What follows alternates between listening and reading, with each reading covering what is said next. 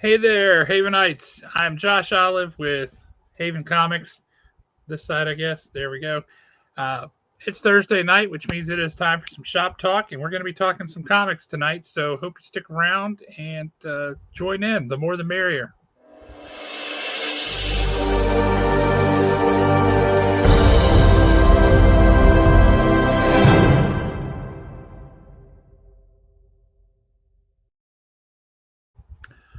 And I'm back, and I don't want to do this alone. So, co-host of our show is the one, the only, the inimitable, the incorrigible Alan Breedlove. What's up? What does the word inimitable mean? Inimitable? Yeah. Nobody can imitate you. You are one of a kind. There are no others like you. What the heck is that? That that is no. Don't do that. Ah, that's the kind of sound you get from a yard sale bought Ouija board. I was looking for like a demonic child laugh since it's getting closer to Halloween. I need to up my Halloween theme stuff. What's up, James? Matt, what's happening? What's up? Oh, Matt, you need to stick around because I have got two comic books to talk about that I think you're definitely going to like. Well, that's a surefire way to get him to leave. Really, it is, isn't it? It is.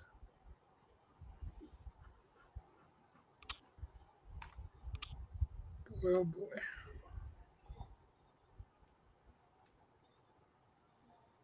Good evening, Mr. Weird. Negative. That's a big fat negative. You do know. That's a You bitch don't left get to you. do that easily. Yeah. So first off, God, it's been a rough few weeks. Again, for all the comic shops dealing with Fallout and some that I know of, or at least one I know of in Asheville that was just wiped off the map. Um, Hope everybody's okay. Hope your insurance covers everything, all that stuff. Praying for you guys. And then we had Hurricane Milton come through and caused a lot of damage, flooding and such all over the place. So hope everybody's okay. I did check in with some folks. Bianca, one of our favorite artists of all time, she and her husband live in Orlando. They did evacuate, and so they're okay. But they do know that a tree fell on their the back of their house. So hopefully the damage isn't too bad. Hopefully there's not any other damage and everything's okay.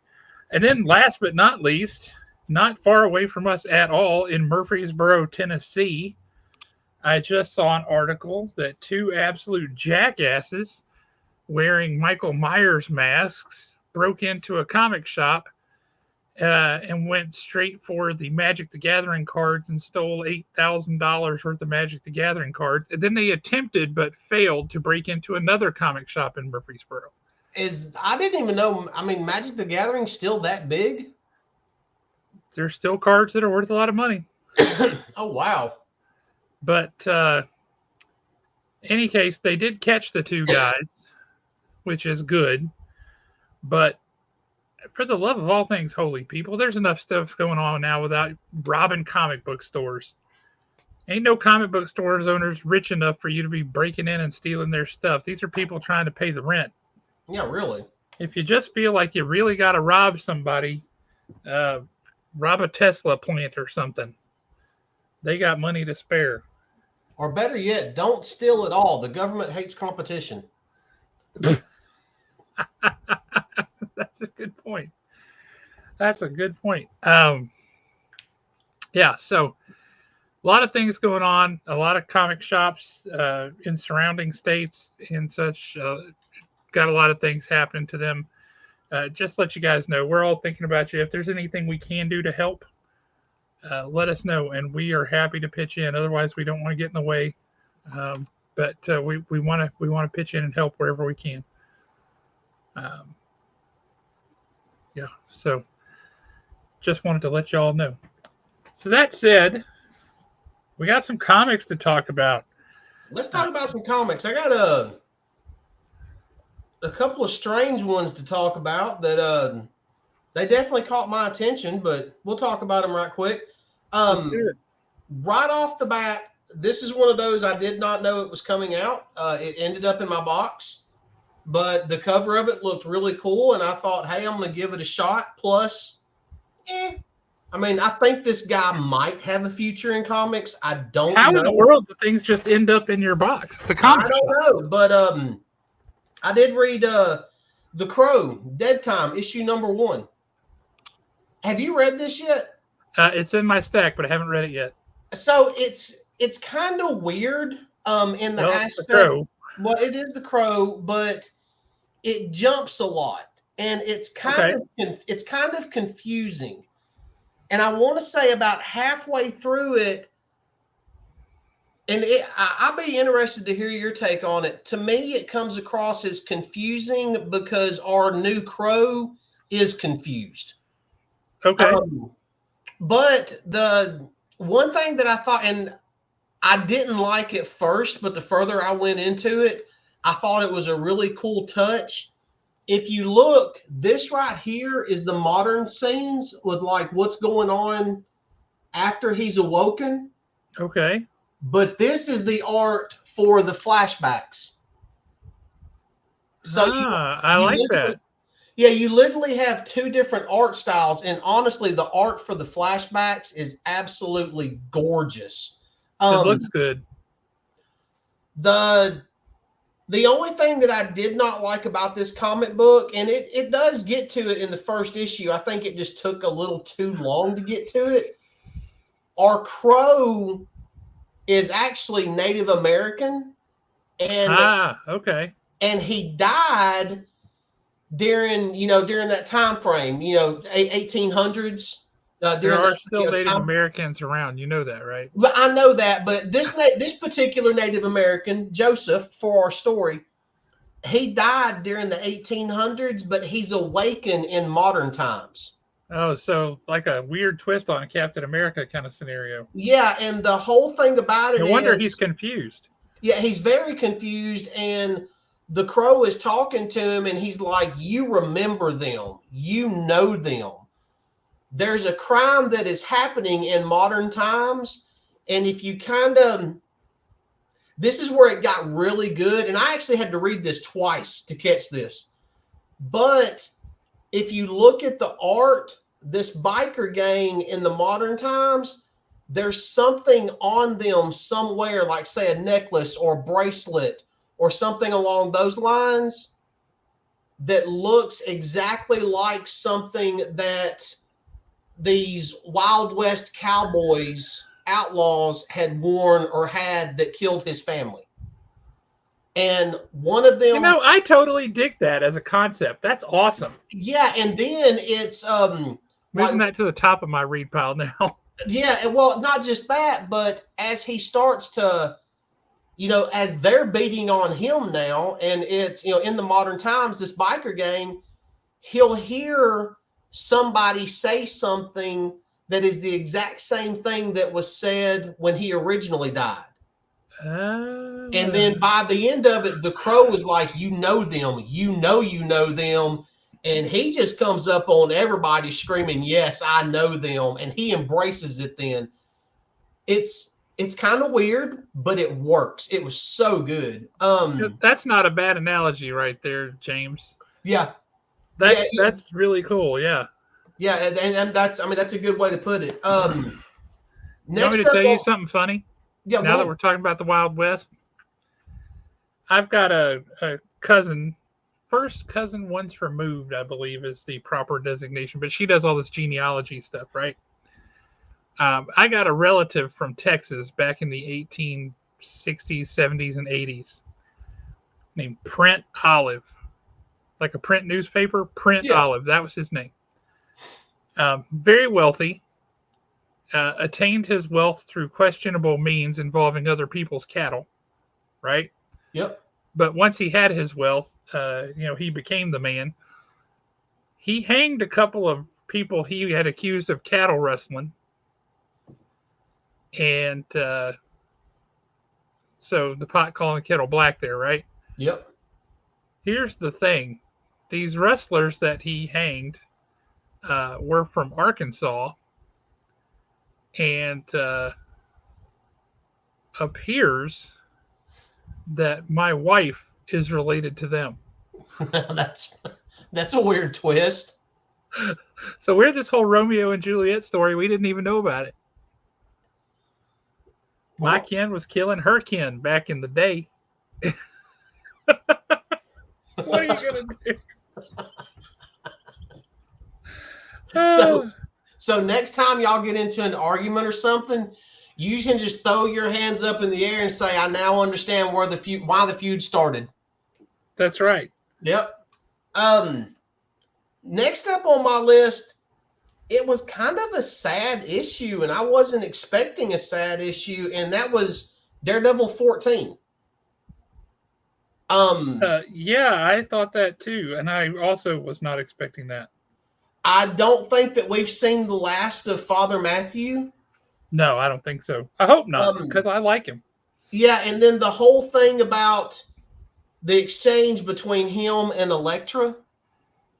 I mean, it was like, no. I do not accept this. We're going to have a meeting. Yeah. No. Don't we make just me need to bring Salad and Ahmed on the show and have a little sit down. Yeah, we need to have a little sit down. We're just going to have a little meeting. I did love the last page, or the page that has the to be continued on it, with the guy sitting there. Yep. I cannot wait to see what this actually is. And I am very curious as to how this whole Jason thing is going to play out. Another one, and I'm kind of going through these fast because we're really going to want to talk about the last two comics in my stash. You don't have to hurry, though. Do what? You don't have to hurry, though. And remember, show us the cover. We want to see what you got. Oh, okay. My next one is, and I mean, we've been raving about these, and they're not slowing down as far as how good they are. And that is Cruel Universe, issue 3. Did you see that they have another one coming out? Yes, I did see. I cannot remember the name of it, but I did see that. Something Kingdom. It's the fantasy version of the and I am stories. Definitely looking forward to it. I absolutely loved the first story in this about the AI cars. Oh, I didn't love it. It was horrifying, but I loved it from a storytelling perspective. Well, see, part of me loved it because it is horrifying, and it parallels what could very possibly happen in the world we live in today. Yeah. That's why I didn't like it. I thought it was great. The whole the one about the ship and the ship captain and all that. Yes. The way that ended really reminded me of Davy Jones. Yes. In Pirates of the Caribbean. Yes. I thought that was really good. I like that kind of a story too. And I will say they haven't all been home runs by any means, but there haven't been any foul balls or complete whiffs either. Every one of the stories in these books is going to at least get you to first base, right? Oh yeah, most definitely. I think the first story was not a home run, but it was definitely a triple. Yeah. But the third story about the whole eyeball thing that followed them around. Yeah. To me, that was a solid single just because it alludes to the fact that the only reason why people bought these things is because it was the new trendy thing to do. You want to know what I thought about that eyeball story? And the minute I say this, I think you're going to agree with me. I wanted to see that story drawn by Alex. Yeah. Because you know how he was always drawing those kinds of things? Yep. Just that you come into the shop and he's just drawing that stuff. I would have loved to have seen him draw something like that. That would have been really cool. Expect with his style, some of the weirder things that he drew. Uh-huh. Yeah. Honestly, his art would fit very well for this book series, period. Period. You're 100% right. Yes. This next book, I did not like the very last page of it because it left me with too many questions. But this next book, did you throw the book across the room? No, I didn't, because I didn't want to damage it, because as a issue number 6 goes, this is very possibly the best ending of a story arc that I have ever seen. It was perfect from beginning to end, and that was Red Coat. I knew the minute you said that, I knew which book it was. It had to be Red Coat. My God, it is worth reading the entire arc just for issue 6. So good. It really, really is. I enjoyed the heck out of that. The last page, when you actually see who picks up the book. Yep. And then, but what got me and what left me with way too many questions. I mean, I'm looking at the last page now, and the last page is pure perfection.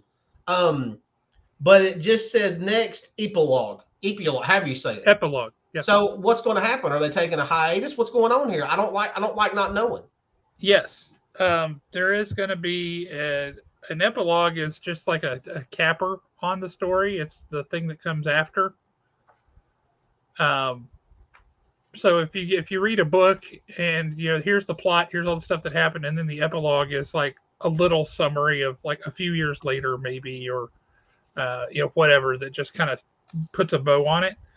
From what I understand, this is going to wrap the first story arc, but there will be more Simon Pure. There will be more Red Coat. It's just, I think it's probably pretty smart of them not to push a monthly schedule if they can't maintain it.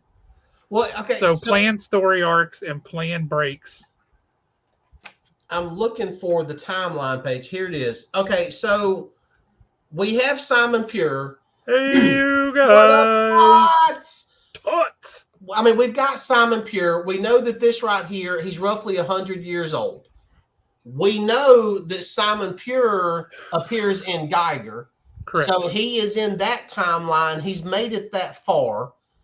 One of my biggest questions is, and it's one of those that we just got to wait and see, the character that it shows at the end of it, we only have one of two potential outcomes with this character. Either one, Simon Pure kills him at some point, or two, he's lurking around in the background somewhere in Geiger's timeline. And either of those would be cool. Honestly, they would be, but I really want, and I mean, this right here is going to be the ultimate tease for people that are not reading this. I really want Simon Pure to kill him, because Simon Pure makes the comment in here about how much he's scared of him. Right, and that was interesting. Yes, I mean, I was like, oh, he's got to be the one to take him out now. I'm good with it either way, though, because I really thought this book was very interesting. The whole idea that these people are immortal, but they can never leave the shores of the United States, or they age to dust, like that. Yep. That's cool. And it doesn't think, you don't think of it as a limiting factor, right? It's like, America is huge. That's not a prison. But these guys, it becomes a prison. And then, well, that also opens up the question, what about like Canada and Mexico? Yeah, do they count? I mean, is it just purely the continental United States of America? I did like the way they showed him age when he was out on the water. I thought that was really cool. The art was really good on that. So if you've read this next one up on my list, you may have to fill me in on a couple of gaps, because this book was actually kind of confusing to me. And that was Batman issue 153. I have not read it yet. It's right here in my pile. So it's almost like we start off in the middle of a story. Though I will say, I have to tell you, I don't know what prompted them to give me this cover, but it's the Halloween trick or treat cover. Oh, that's cool. It's goofy, weird looking. Oh, that's a series of covers that Kelly Jones is doing, and that's fine. I didn't ask for it. I don't know what cover this is, but it's the one with Joker's like jumping up in the air That's above the him. Tony Harris cover. Those are beautiful. That's the one I wanted. Well, I mean, Tony I'll Harris trade has you. got a whole series of those kinds of covers, and they are exquisite. Well, I I mean, mean, if hold you, that up so folks can get a good look at it. It's beautiful. I mean, if you want it, I'll be more than happy to trade with you if you don't have a copy at the store. Yeah, I don't know that I do. Yeah, just let me know. I mean, I can swing by there and trade with you. Those Tony Harris covers are just gorgeous. But it's when did Bruce Wayne's, and I know that we kind of got interrupted because of Absolute Power, but when did Bruce Wayne start the nonprofit stuff? I don't remember.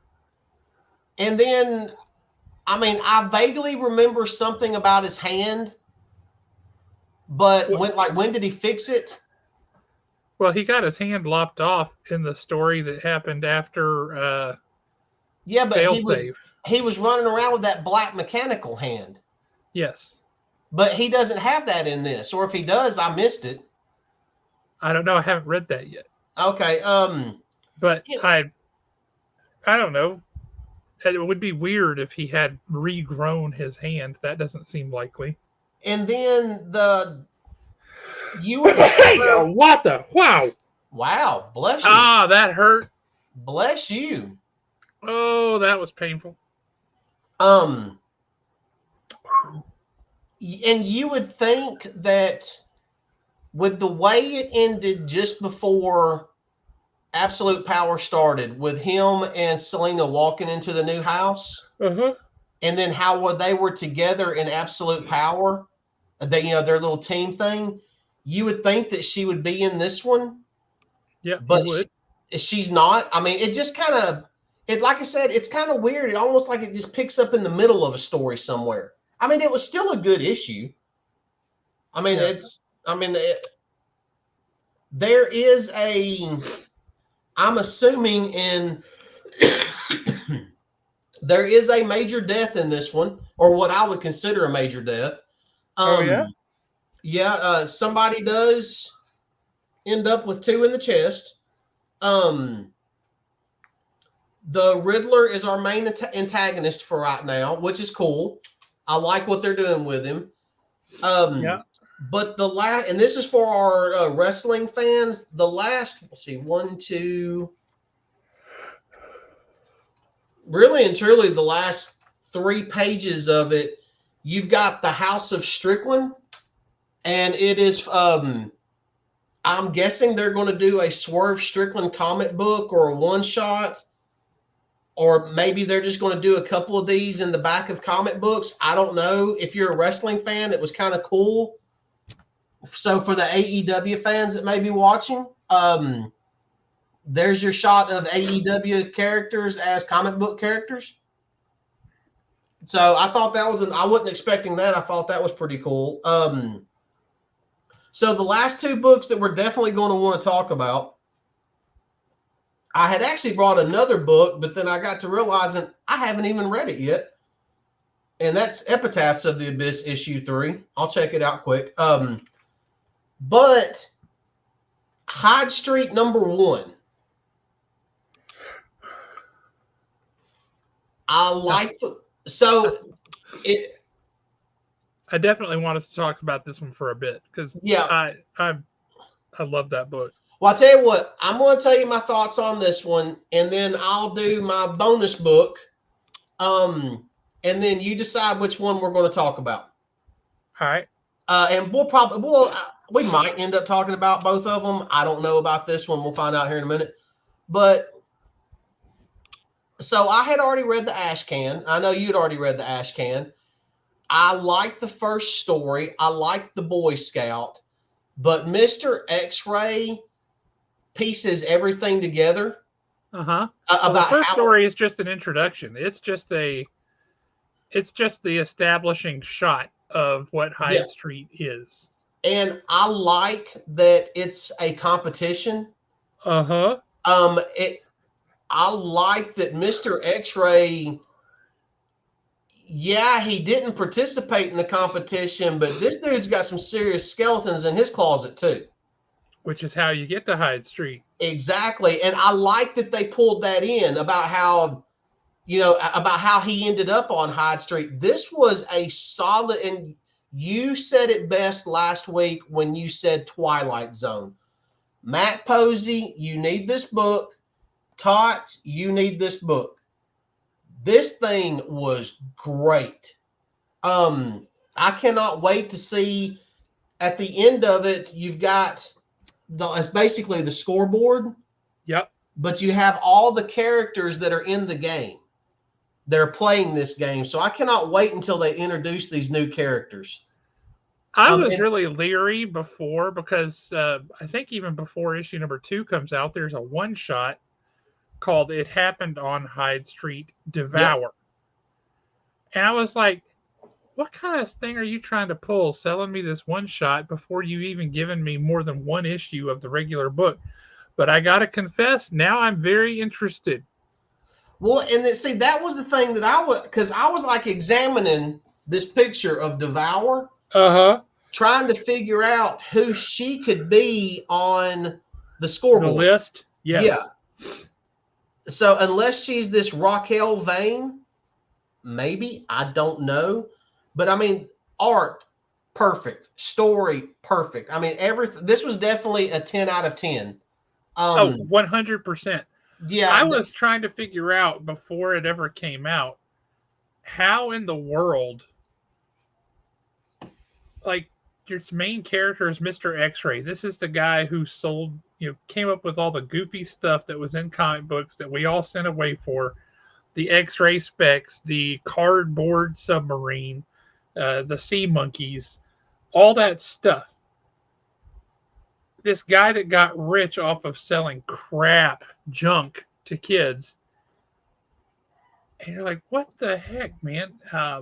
But he absolutely hit on this idea. We all saw something in there that we thought that was the coolest thing in the world, and we wanted it. And to be honest with you, by the time this issue is over with, if somebody come out with a pair of these glasses right now, I'd probably order them. I would too.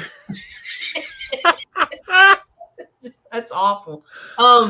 But it's such a good book, and the whole concept behind Hyde Street, that there is this place that you can get to or be led to, as the case may be, because you've done something bad. Maybe a lot of things, but you've done something bad. And the people who live on Hyde Street, this competition is kind of to go and collect those souls of those dead people or of those bad people, right? You bring the souls in. So willing participant or no, at least so far, all the evidence we have is there's nobody on Hyde Street who doesn't belong. Yeah. And to me, that was the best part of it, was there is no good guy in this situation. The victims are not even good guys. They're not good people at all. Like the little old woman in the beginning of it. I mean, yeah, for sure. Yeah, I mean, it's literally everybody's bad here. So who do you actually root for? And you can't sit there and say, well, I guess I'm going to root for Mr. X-Ray because we've still got probably 10 other characters we haven't even met yet. Right. Now, he's clearly meant to be the protagonist. Doesn't necessarily mean hero, right? But he's clearly meant to be the protagonist. Well, I mean, by the end of it, even he's like, hey, I guess it's time for me to play the game. Right. But that whole little bit of, I'm one way or the other, I'm going to find a way out of here. Yeah. Like the long-term meta plot with all the, single things that happen in the world in the meantime. So he can slowly be piecing this puzzle together over a long period of time while dealing with individual plots of stories, which is a great model for any kind of long-term fiction, and I really like it. But no, Hyde Street was just impeccable. It was beautifully done. The concept is great. The level of horror is really interesting because it's not a super creep out horror book. It's certainly not a gore fest or anything like that. It's just 1950s Twilight Zone, super in your head level of horror, and I thought it was phenomenally well executed. Oh, Matt, sorry. The other book that I thought you would really enjoy is that Crow, Dreamtime.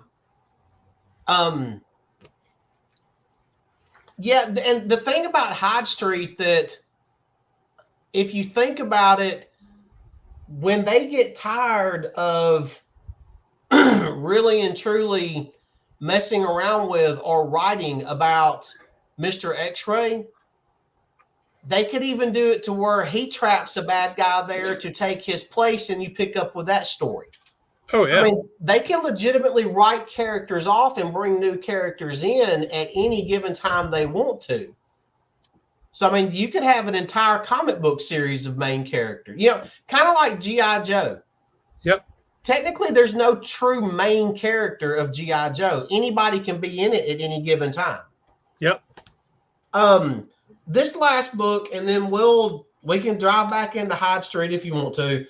I really don't know if anybody's even going to be interested in this book. I had actually seen an advertisement for this a while back. Thought the concept sounded kind of cool. Thought, hey, I'll pick it up. Been looking forward to it. I don't know if it's going to get enough traction. I really hope that it does not fly so far under the radar that we don't get a complete story out of this, because I thought this book honestly, this book fired on all cylinders, and it was perfect from beginning to end. Full of new characters, new world building, new story. It was just great on every single level. I just hope that it catches on. And that is Absolute Batman, issue number 1. So, yeah, when you asked me if I'd read it yet, I lied to you earlier. I read it before the show. You son of a gun. Dude, this was a great book. It really was. Let me answer your question here real quick, Matt. I can't tell you yet. I don't know. I have it in my pile here, but I have not read it yet. So I don't know if the New Blade is good. That said, let's talk some Absolute Batman, because it just came out yesterday. I noticed that you made a trek over to the store on a Wednesday, which you don't normally do. Yeah, I had to make sure I got a copy, because y'all ain't doing that to me again. I think we are currently down. Tom sent me, we have 6 copies of the A cover yet left, and that's it. And we ordered more than double for the wall what we had for subscribers on that. We do have the 1 in 25 variant left. That's and we do have the logo variant. So if you want to get a really good look at that wackadoo logo, it's all isolated on the cover just for you to see. And I believe it's a foil cover even. Yeah, the fact that he kind of pulls out that little handle and attaches it to the logo on his chest and uses it as a battle axe, I thought that was the dumbest thing when I first heard about it. That's because if you think objectively, it is absolutely stupid. But when you it is dumb. But what it also is comic book greatness. Yes. It's the kind of thing that works in a comic. It would never work anywhere else. Yeah, absolutely. Oh, yeah, Nick, this is about to be full of spoilers. Oh, I'm about to sell you on it, Nick. So, the book is 1,000 times better than the logo. Yes. And that's not even accurate, because the logo is like just bad.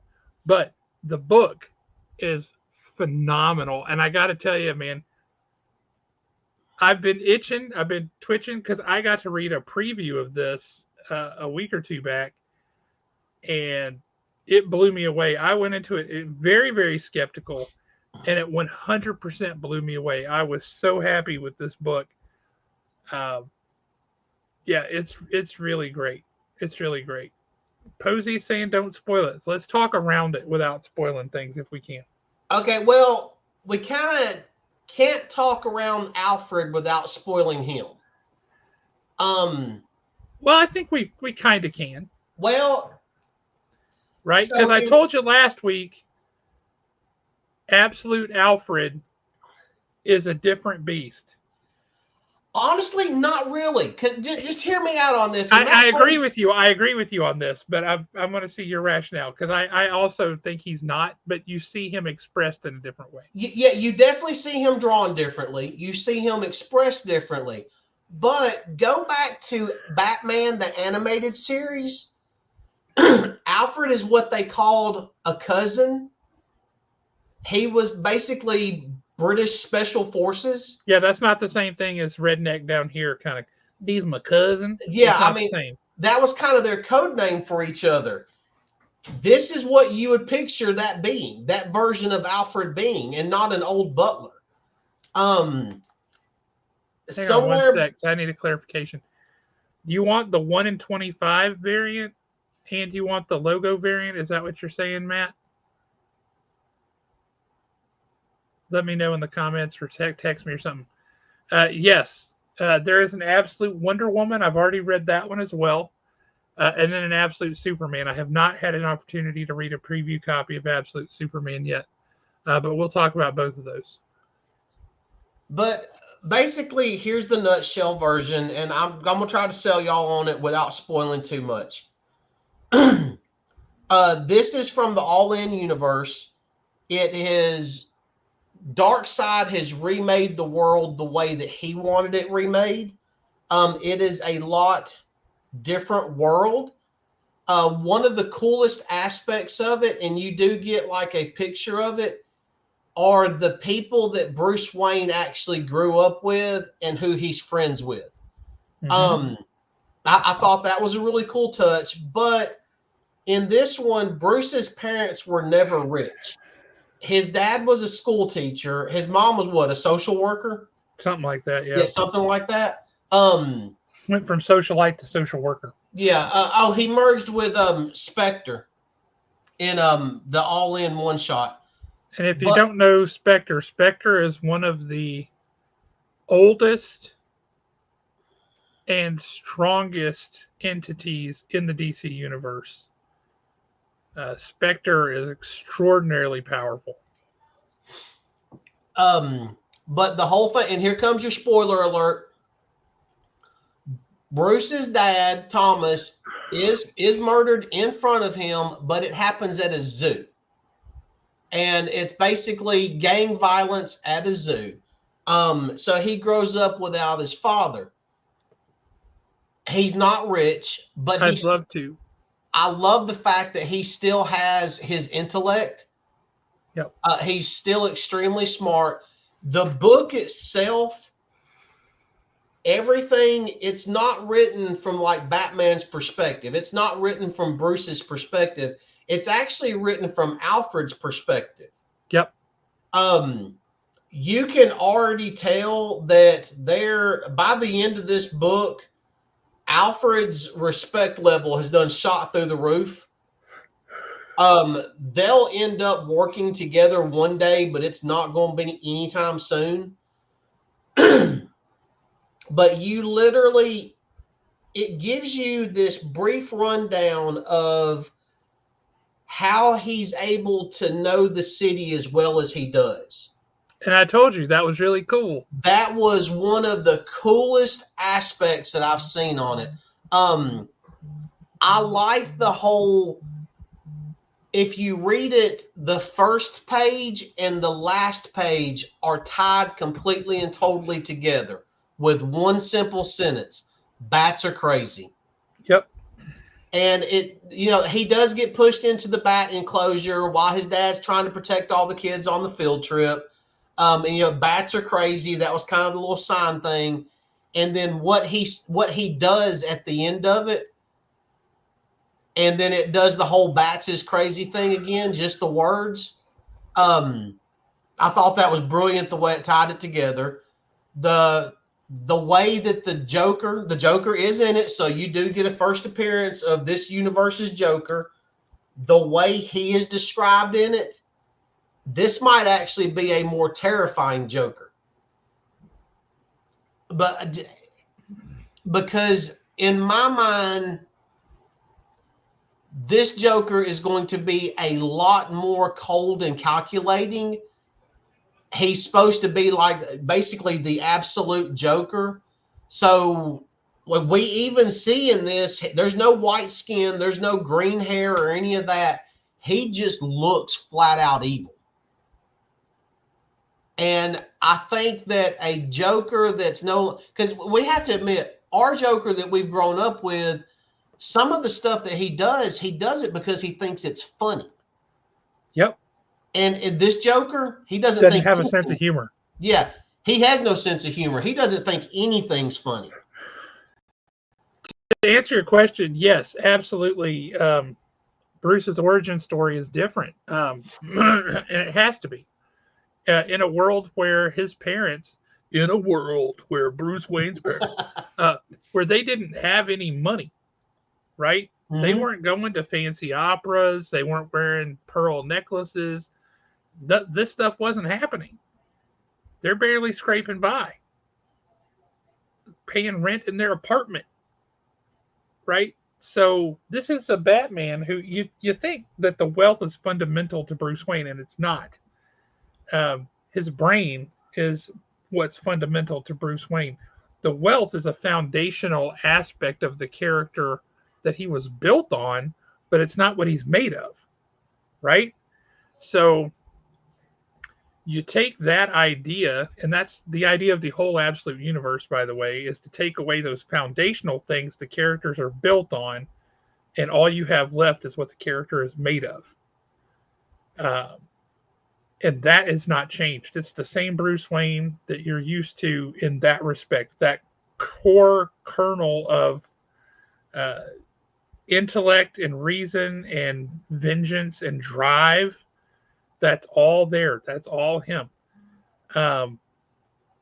So, yeah, that's just the world that they come from. But his origin story is inherently different, and there are multiple differences to it. And I don't want to get into that too much because there is a reveal in the book, the first issue, that makes you jump up and go, whoa, whoa, whoa, whoa. Wait, that's a different circumstance.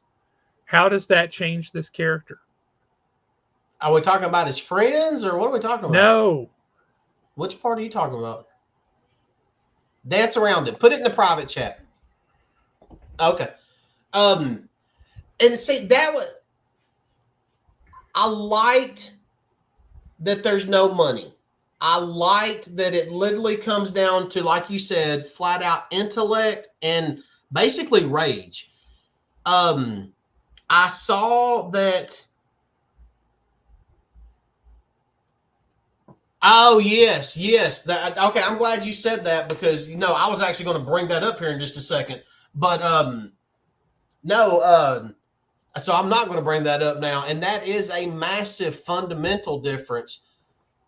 I did like the gym that he was training in and who owned it. I thought that was great. Yes. And then when they're dropping all the names of who they grew up with and you see the kids in the picture. Yeah. They have not revealed this yet, Daniel. I don't think there's going to be an absolute justice. I keep saying ultimate. There's going to be an absolute Justice League anytime soon, if such a thing ever comes to pass. If these books are immensely popular and go on for years, yeah, something like that could happen. But right now, I don't think it's in the cards. I think they are telling the best stories they can tell with these characters and these origins. And, you wanted somebody who's done a 180-degree change of stance on this right here. Hands up. I'll be honest. I thought this was stupid. I thought this was going to be very dumb. And the reason I thought that is because everything I had seen and been led to believe, they kept saying it's Bruce Wayne, but they were changing all these things that were fundamental to the character. And when you get down to it, they have not changed anything fundamental to the character. They've just changed the foundation on which the character had been built. So I don't think that there is going to be any absolute Justice League. Now, is Justice League Unlimited normal continuity? Yes. Justice League Unlimited is the normal continuity, which is also continuing just fine. And here's the thing. Yeah, that's... This Batman, absolute Batman, I honestly, and I mean, I think it might come down to the individual reader, but in my personal opinion, he does not fit in a Justice League book or a Justice League environment. Not because of the whole. No, he does not seem like a team player. Well, to me, it's not even that aspect of it. It literally, to me, this is a street level Batman. This is not this is not the Batman that's going off out into outer space to fight cosmic forces or flying to Russia to fight whoever over there. This is a Batman that only cares about Gotham City and the streets of Gotham City. And to me, that is like true. That they went back to the true essence of Batman with that one. Agreed. So I mean, honestly, it was 1,000 times better than what I thought it was going to be. And when you see how hard he's actually training in the gym, it makes this jacked 6'7" of a beast believable. Because if you look, and this Batman, he didn't kill anybody in that first issue, right? He didn't kill anyone. Yeah. But people may have died. Because he didn't pull any punches. He just like, if you're here and you're doing this, then you deserve what you get, and he ain't gonna hold back. Holy smokes! And it honestly, this is one of the few times you're going to hear me say it is well worth the hype. It actually, the hype is justified. I agree. Yeah, and on some level, it may not have been enough hype for this book. I tell you, one of the things this is very much along the same lines as the kind of hype that is going on with, and still continues to go on with, Ultimate Spider-Man right now. Yeah. Totally different feel, totally different vibe of a book, but the same level of excitement for both, and that is fantastic. One thing. And real quick question: where did Mark Waid go? Mark Waid ain't had no comeback. Don't call it a comeback. He's been here for years. Yeah, Mark Waid is he stepped away from DC for a bit, and he was working at Humanoids, and that just line never took off. But his work was always stellar. But what he's been doing on World's Finest has been fantastic. Absolute Power was tremendous. Now, Mark Waid has been firing on all cylinders. He is an absolute DC historian and a brilliant storyteller. He knows the medium. He knows the characters. He is expert at weaving them together. It's glorious. Anyway, sorry to interrupt you there, Alan. You were saying you were waxing poetic about Absolute Batman and his lopping off of appendages. The part where you talked about he makes that bat symbol an axe, and he uses the axe. That's all I'm going to say.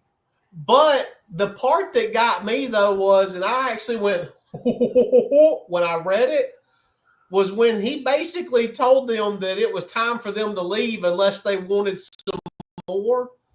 And then they start to run off and leave. And then he basically, the trap that he said, they didn't go nowhere. They went somewhere, but it wasn't where they wanted to go. So one of the fun things in this book is Batman starts, all of his gadgets are very analog. They're very old school. Now they might be housed in a new way or shown in a new way, like the symbol on his chest turns into an axe, which is utterly ridiculous, and yet became kind of like super cool. He acquires some pretty high-tech good stuff in this first issue. And the way he acquires it and who he acquires it from is quite amusing. I enjoyed that. I don't know about you, but I thought that was pretty great. Are you talking about the experimental shotgun? Well, that and that mode of transportation. Oh, yeah.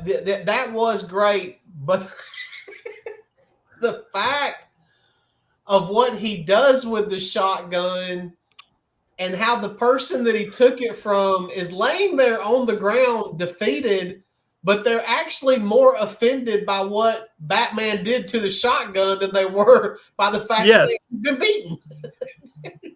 That was just great in my mind. I love that.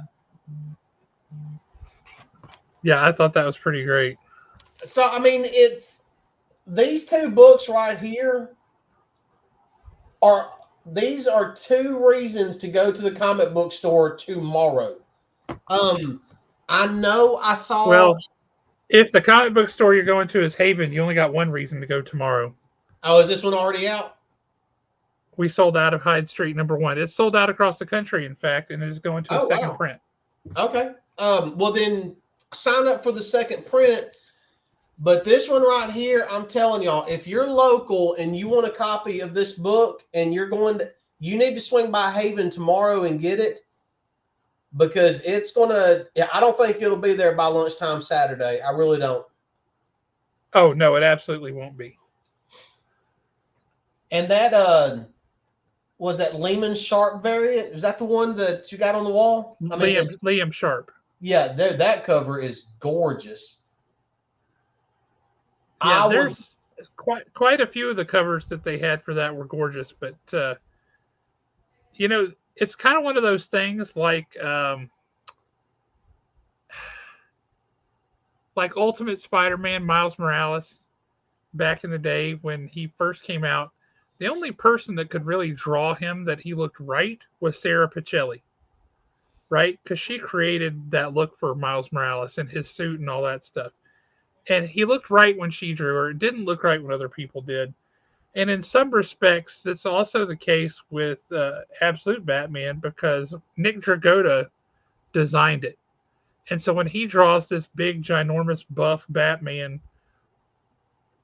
it works. And some of the other folks who are drawing it, it doesn't look that much different from regular Batman.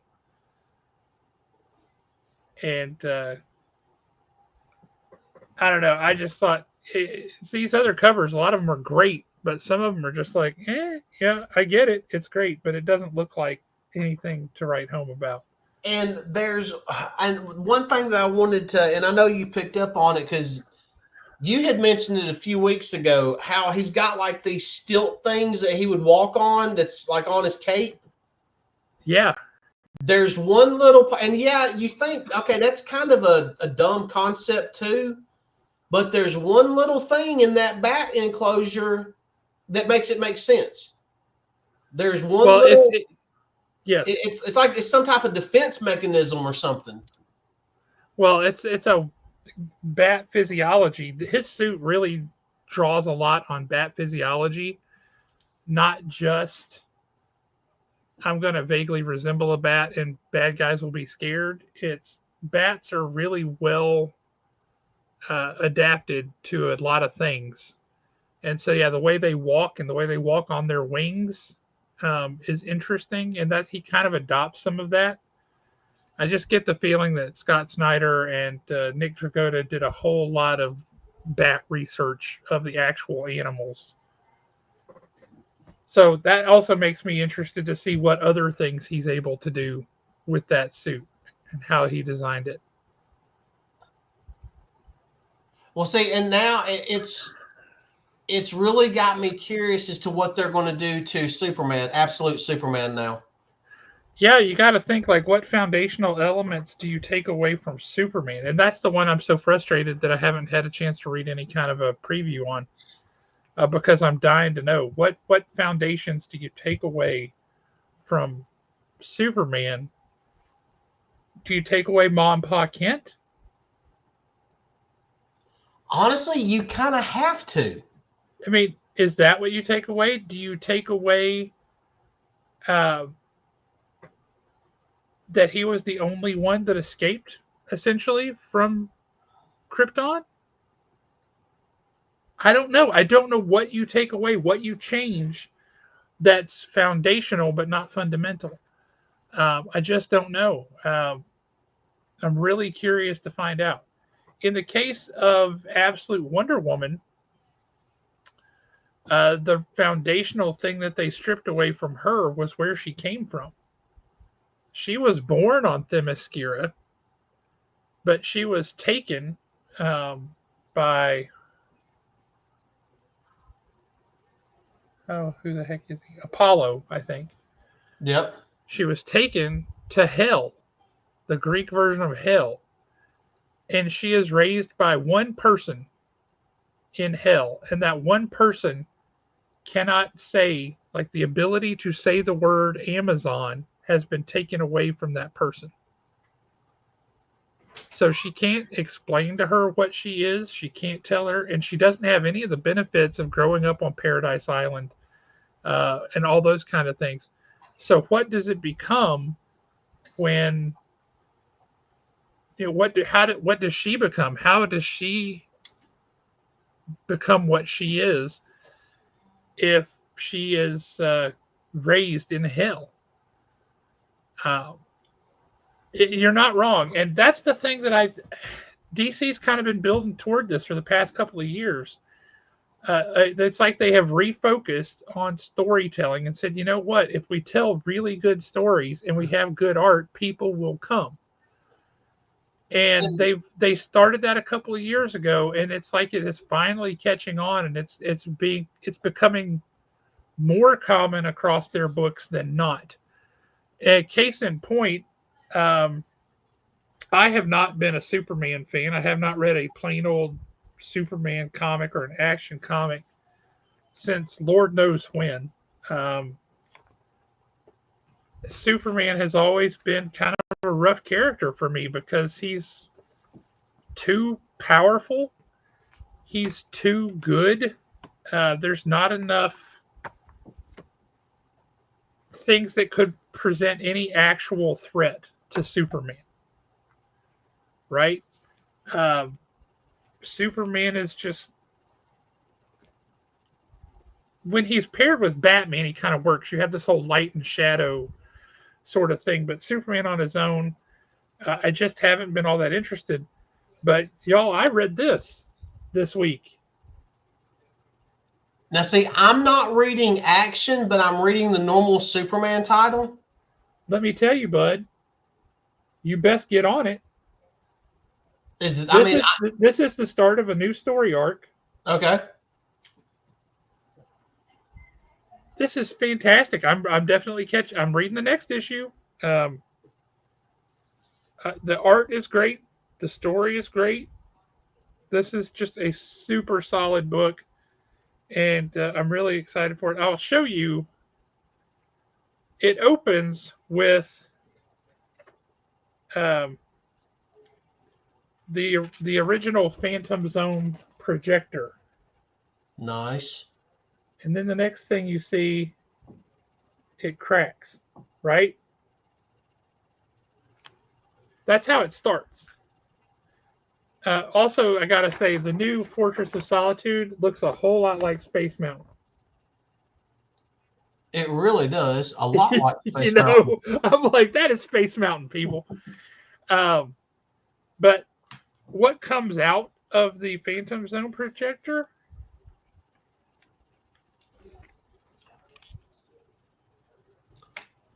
Okay. 3 Kryptonians that have all been like merged together somehow. And they are Kryptonians. They are crazy powerful. This story is really, really, really, really, really, really good. I was extremely impressed by this story. Written by, of course, Mark Waid. Mark Waid. So now Action is getting ready to go to a weekly comic book for the next couple of months, isn't it? It is, and this is the start of it. Have they said why they're doing this weekly series? I think because they really want to get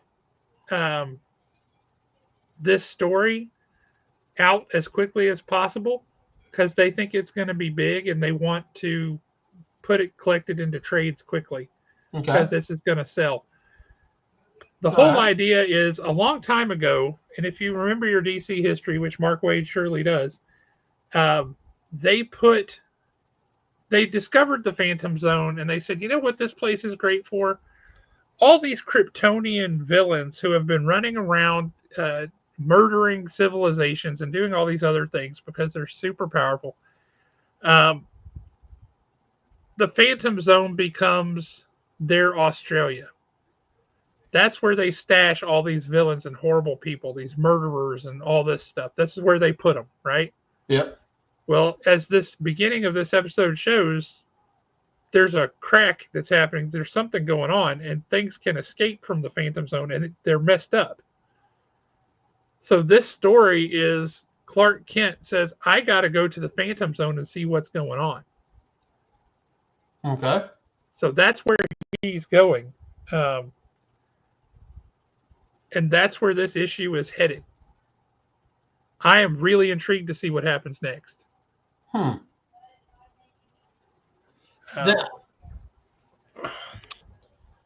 Honestly, this is my thought process. If anybody's wanting to give DC a shot, and you saying it is what just made me go, duh, that'd be kind of across the board. If anybody's wanting to give DC a shot, you should give them a shot. I can tell you right now that I have not read Action, but I do read Batman. I read Green Arrow. I do read a lot of DC comics. There's not one DC comic that I'm not reading that's not firing on all cylinders. Now is the perfect time to start or to at least give it a shot because, like you said, it's starting a new arc. We just ended Absolute Power. Well, we just ended Absolute Power, and on Detective, Tom Taylor takes over Detective with issue 1090. Yep. So that's coming. And I'll be honest with you, I like Tom Taylor, but I'm a little worried about him taking over Detective comic books. I'm not. If you look at the stuff he wrote before Robin, like you look at Injustice. Yep. You look at some of his other stuff, he is very capable of writing books with a different flavor. He just really hit his stride on Robin and knocked Nightwing. He knocked Nightwing out of the park. He really connected with that character, with Bruce Redondo on art. And that story arc, or his run on Nightwing, was phenomenal.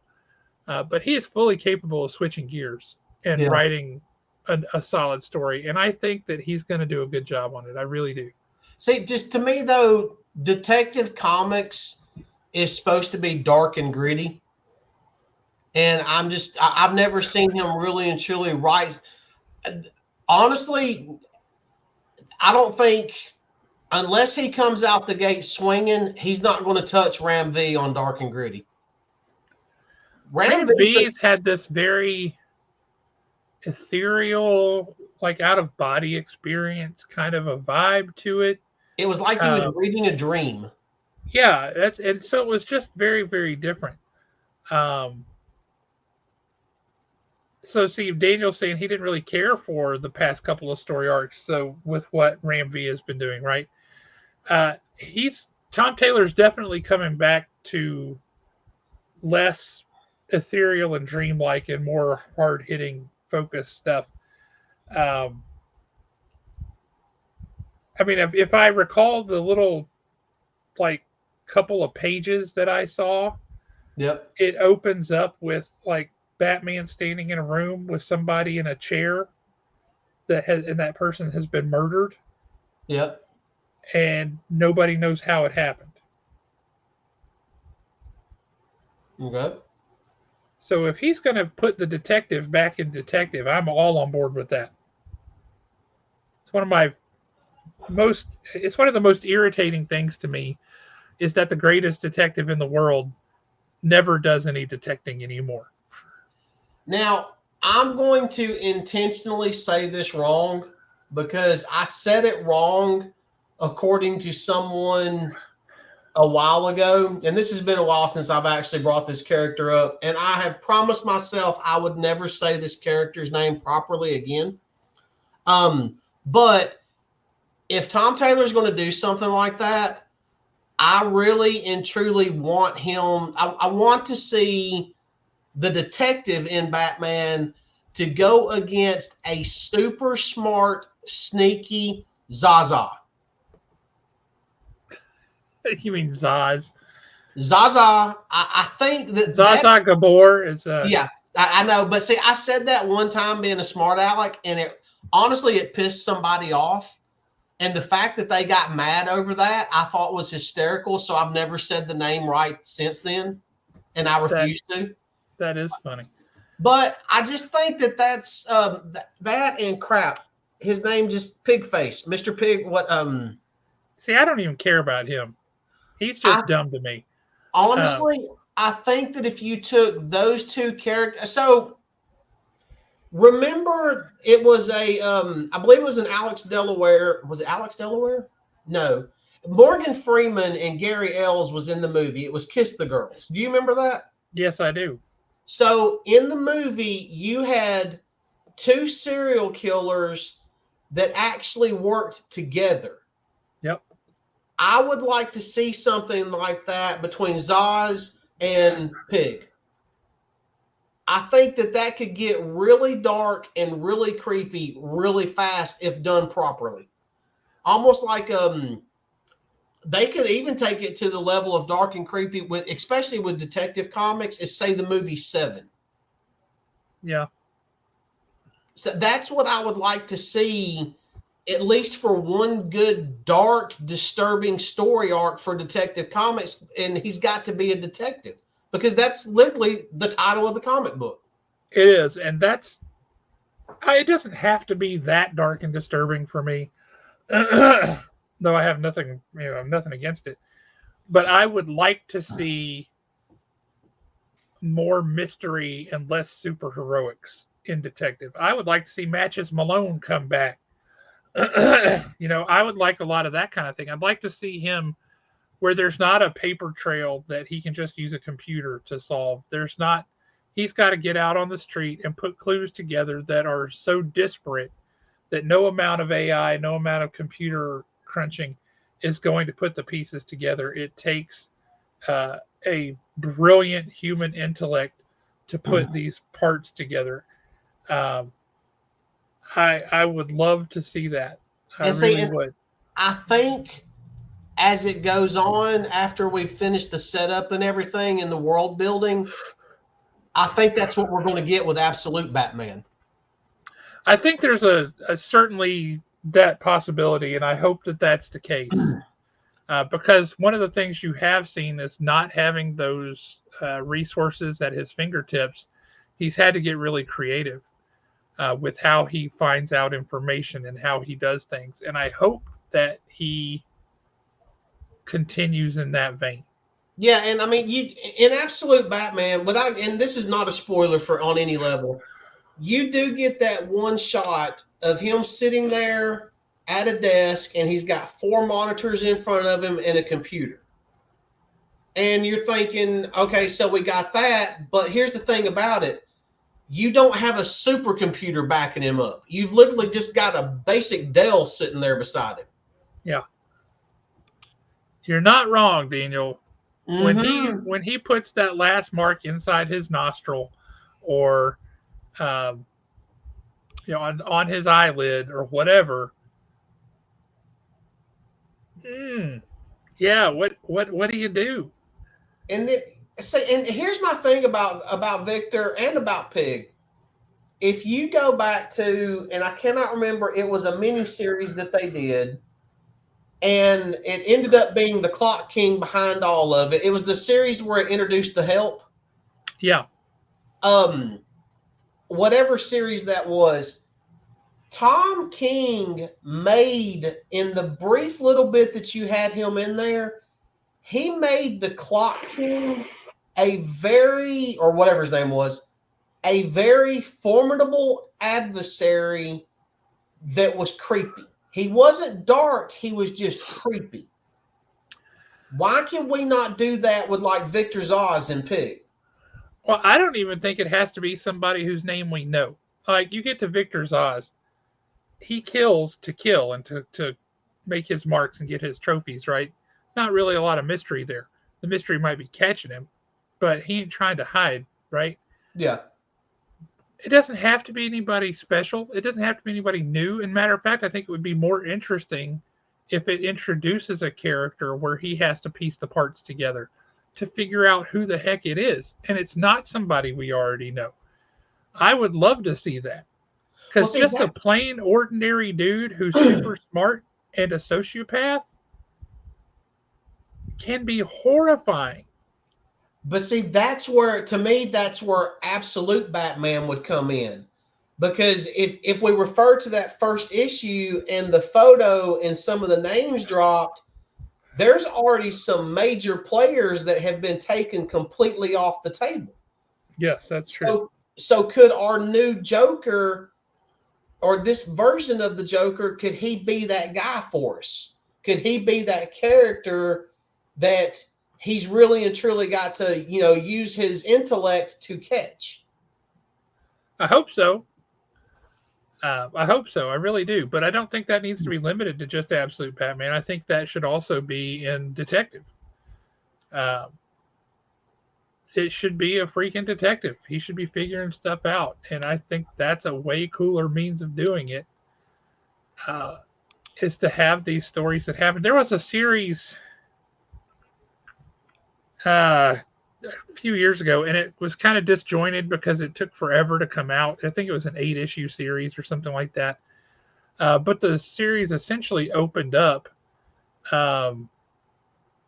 with Batman going to the site of a murder, and it's talking through in his head.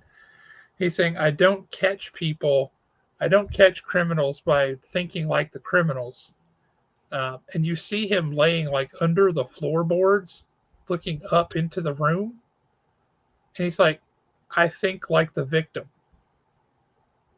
Okay. And you're like, that's interesting. And that could be very interesting. Does that make it too predictable? Just putting the name Joker on somebody automatically gives you a picture of who they are and what they're about and that kind of thing. And that's unfortunate. In the case of Absolute Batman, potentially, because you're going to come into it with expectations. And that's one of the things I want with introducing a new character, even if he's somebody that never appears in the universe ever again, a new character who is unpredictable because we don't know anything about him. He's got to learn them. Now, that's the beauty of the Absolute Universe, is he has that opportunity to just now be learning about these people. So we can go on that journey with him, even if we think we know what the Absolute Joker is going to be like. He's already proven. One of the fundamental differences here is it's like they took away the Joker's sense of humor. This guy ain't funny. No, I mean, he is dead serious, and to me, that opened up tons of possibilities. Yes, we do have a Joker, but it's they call him the Joker. It's like calling a big person tiny, or calling a fat person slim. It's more. Yes, that is correct. I don't know how to describe it, to be honest with you. Yeah, I agree with you, Daniel. It's the Bat family is too big. There's too many of them, so he doesn't really have to think much to solve his problems. Well, I mean, honestly, I keep going back to it, but they kind of solved that problem that Daniel's talking about with Absolute Batman. There is no Bat family. That's true. Hopefully they keep it that way, because I sure can't see him running around with a Robin. Oh, God, no. Can you see Absolute Batman running around with a Robin? And see, I could easily see this Batman becoming a younger version, and he might already be a younger version of Frank Miller's Dark Knight Returns, just without the money. Yeah. I mean, because he's that brutal. I mean, he just doesn't care. No, he is absolutely brutal. And in the first issue, yes, we do get Barbara Gordon, but it's only for one panel, and she's obviously not Batgirl. Yeah, definitely not.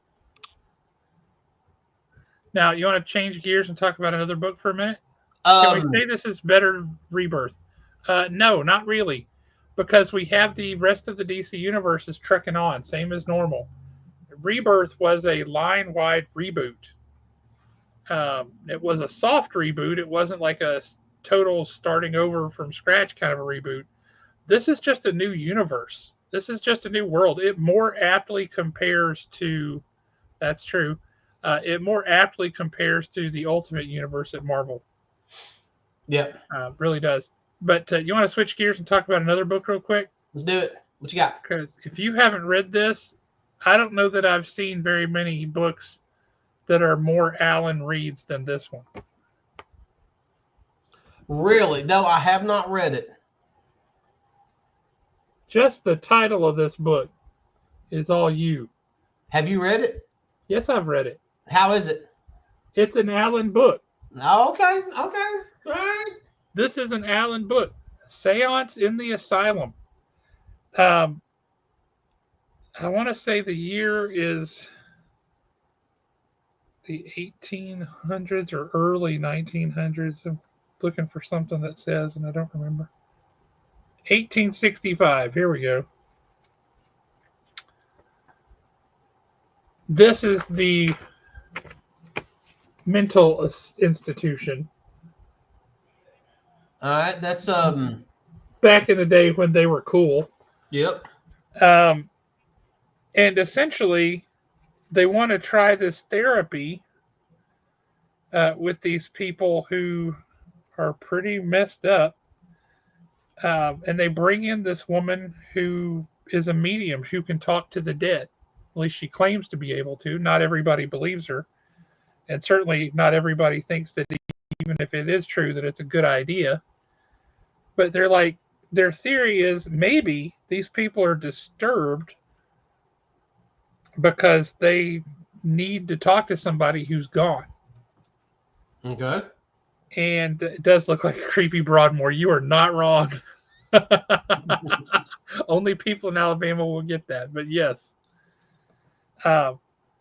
So this is them sitting down at the table and doing this, holding a seance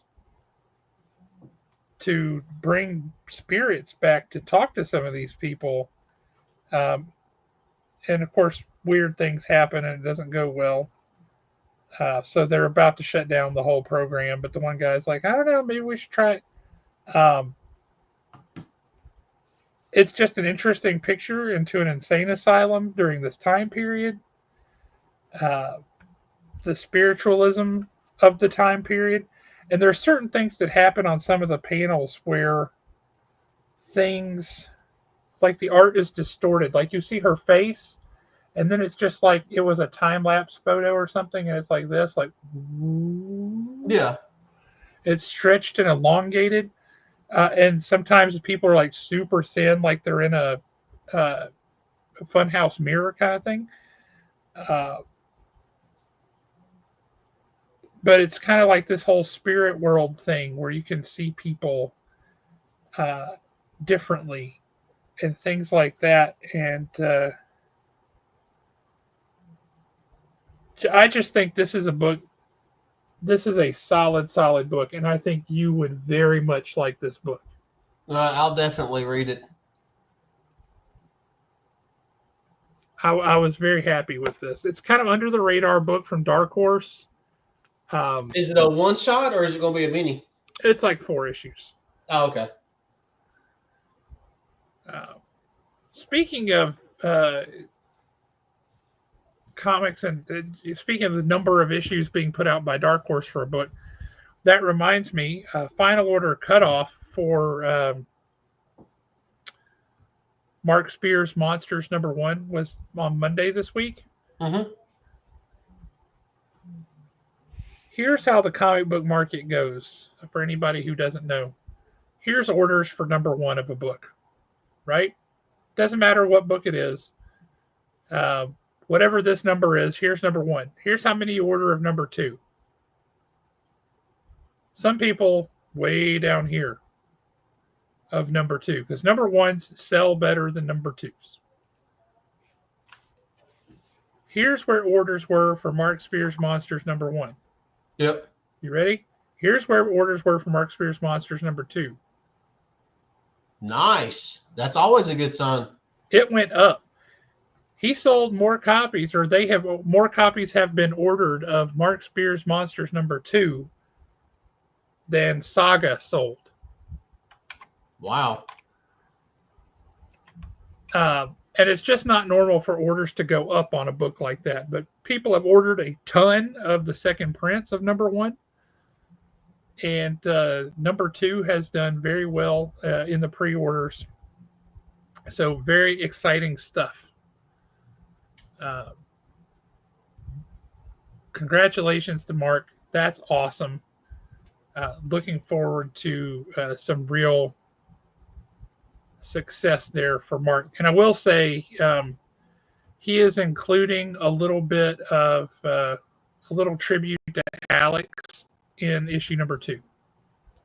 Yeah, see, I can't wait to see that. So yeah, all Haven fans, everybody that loved Alex, still loves Alex, misses Alex.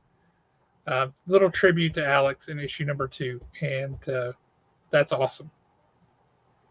So looking forward to that. You are kidding me. What? So I just jumped on here just to see, and I mean, I know some people do this. I'm not big on it, but I do like to see some of the prices. Yep. So I jumped on eBay, and Mark Spears Monsters #1, just the cover A, is going for $25. Yeah. Well, the second printing of cover B, the 1 in 20 variant with the night he came home, the Halloween cover. Yeah. Variant pre-sale, buy it now, $75. I believe that. They're already jumping up on the pre-sale. Now, another thing for you to know, somebody, I don't know who it is, but I know that somebody who was at Haven for the signing event, and they picked up one of those covers that looked like the VHS cover that had the stickers and stuff on it that we had. Yeah. They picked that up at Haven.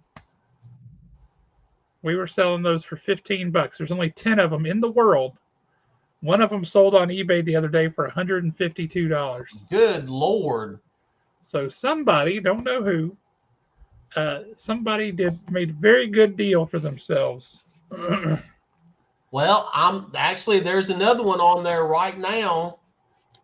And one of the VHS covers? One of the VHS covers. It's 21 bids with 2 days left, and it's up to $42. How is that cover described? I'm curious. Oh crap. No, we don't have any more of them, Matt. There were only 10 of them made. 10 of them in existence. That's it. It literally says Mark Spears Monsters #1 exclusive store variant of cover A, limited to 10, and that's all it says. But it doesn't say Haven? God dang it. Nope. Let me see if I can get a little bit further down here into the description. Yeah, all it says is store variant. My computer's acting weird.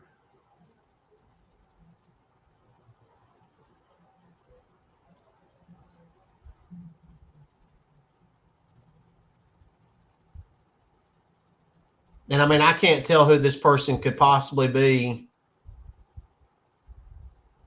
Yeah, all 10 were at Haven, Matt. They were at Haven, and no, we didn't keep them. We sold them the night of the signing. Well,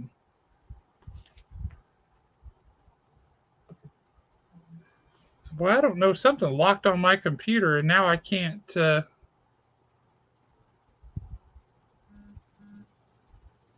can't. That's cool, Daniel. That's a good idea. I can't do anything with the chat now because it's like somebody's holding down a button on my computer or something. It's weird. Maybe that seance at the Asylum book has gotten my computer all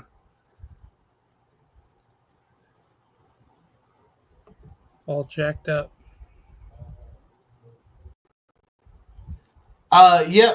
All 10 of them were at Haven. I'm trying to hit all these since you can't do anything with it. Oh, was that me or you? I'm not doing anything. I can't do anything. Yeah, I saw that, Nick. I have never read Battle Cats. I did read, was it a short, pretty much, that was in a I might have been like their Halloween edition, Tales from the Cave or something like that last year, that they had in there. And I mean, it seemed kind of cool.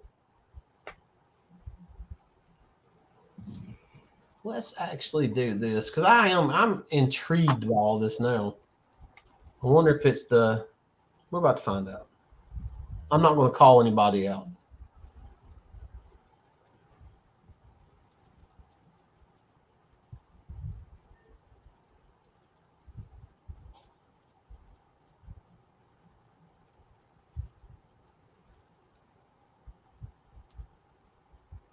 All right. I did see Matt K was doing that. Yes. Oh, he got his Haven variant framed. That's awesome. But yes, the VHS cover one was the Haven exclusive cover, and there were only 10 of them printed. That was it. Now, is he going to be at the shop to sign issue number 2? Yeah, we talked about that, and he is going to come out to the shop for number 2 as well. Yeah. Yep, looking forward to that. So he says that Haven is too far away because he lives in Hampton Cove. Who said that? Mark. Oh, poor thing. He lives in the Hampton Cove Owens Crossroads area, and he's like, Haven's just too far. And I'm like, dude, get out of here with that. Why am I only seeing accepted offers? Because you have sold listings up, maybe? Yeah, there we go. That's what I want to see right there. Yeah. What are you trying to look at? I'm just curious about something. Oh, he's just curious about something. I mean, these ones that have sold, they're going for a good amount. Oh, it's a Mike Wesolowski. What's up, Mike? What up, Mike? Boom. What's happening, sir?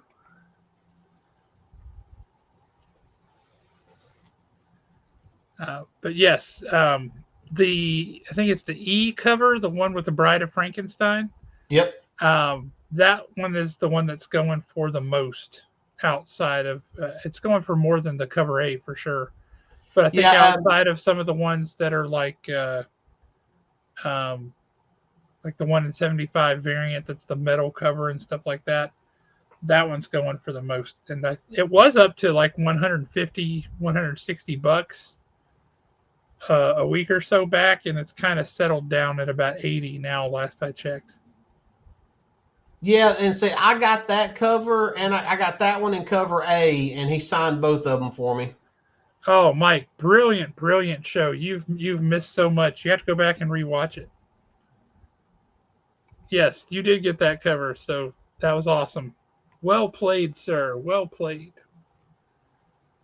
For anybody who wants to see it, this is the 1 in 75 metal cover. So when they're like, because you know how his colors are all super poppy anyway. Mm-hmm. When you put that metal sheen on it, it's fantastic. But look at that signature. Boom.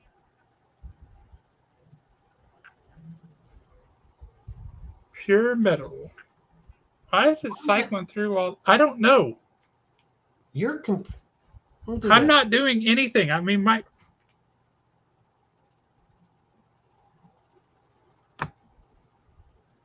and it's like jumping on. It didn't start until you pulled up that Seance at the Asylum book.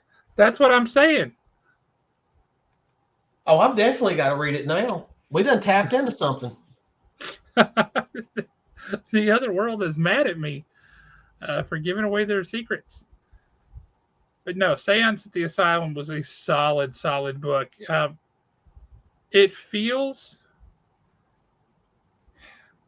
I'm trying to think, it would not be out of place had Mike Mignola written it in 1993 or 94. Nice. You know what I mean? You Yep. know what kind of book I'm talking about? Yep. It feels like that.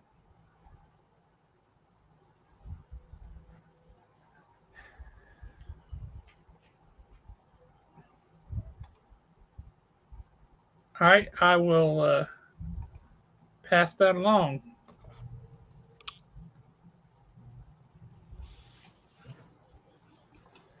So, somebody that I've been missing here lately, we haven't seen in a little bit. Two people. One, where is Big Nosh? I was wondering the same thing the other day. Been missing that dude. And also Blue Hellion, our one viewer from Nebraska. Where's he been? I don't know. Now that you mention it, yeah, it's been a while since we've seen either one of them. No hurricanes went through Nebraska. No. And Nosh is up in Seattle area, so I don't even know if they've ever even seen a hurricane, period. Maybe a blizzard or two. That's true. We need to. Oh, Matt Posey says he needs a copy of Seance of the Asylum. Seance at the Asylum. Yep, I got it. That's what I'm texting right now. All right.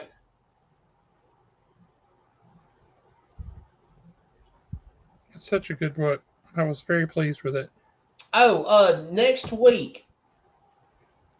Have you seen this Fist of Khonshu issue number 1?